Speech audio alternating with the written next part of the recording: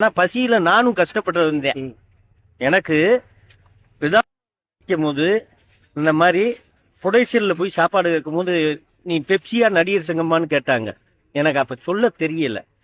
அப்ப அந்த சீன் நடிச்சு இருக்கிற வரைக்கும் ரொம்ப பசி, ஒண்ணுமே பண்ண முடியல.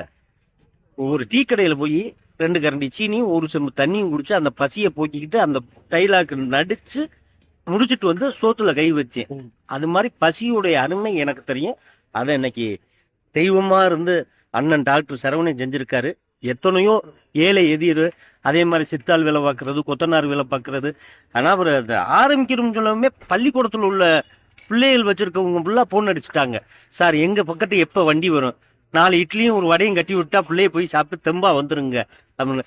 அதே நான் சொன்னேன், 4 இட்லி வடை சரிம்மா, டீ வாங்க ஒரு குட்டி பிளாஸ்க்கு மினி பிளாஸ்க் வாங்கிக்கிறங்க, அதை ஊத்தி வச்சுக்கிட்டீங்கனாலும் சூடா இருக்கும், குடிச்சுக்கலாம் அப்படின்னு சொல்லியிருக்கேன்.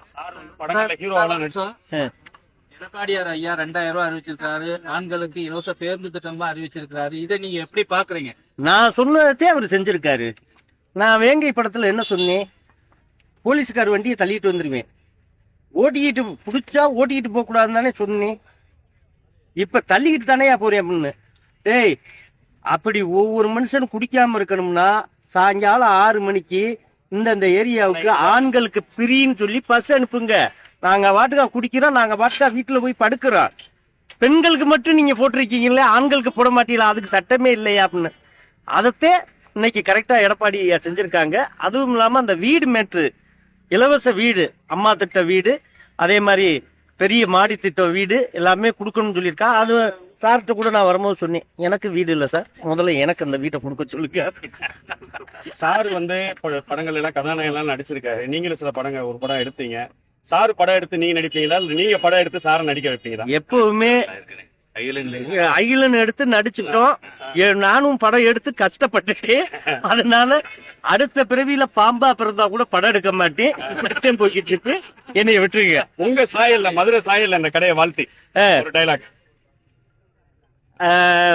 பருத்தி விரண்டையில பேசுமா? அதான் என்னடா டக்ளஸ் எப்படி இருக்க? என்ன 4 இட்லி 1 கட்டி சட்னி 1 வடை கொடுக்குற அளவுக்கு வளர்ந்துட்டியா? கத்துக்கிட்டோம்ல ஹோட்டல் தொழில, நாங்க என்ன வளர மாட்டோமா, சாப்பிடு சித்தப்பு அப்படின்னு சொல்றது மாதிரி கம்மன்னு இந்த சரவணா கிச்சன் உலகம் முல்லா இது பண்ணணும்.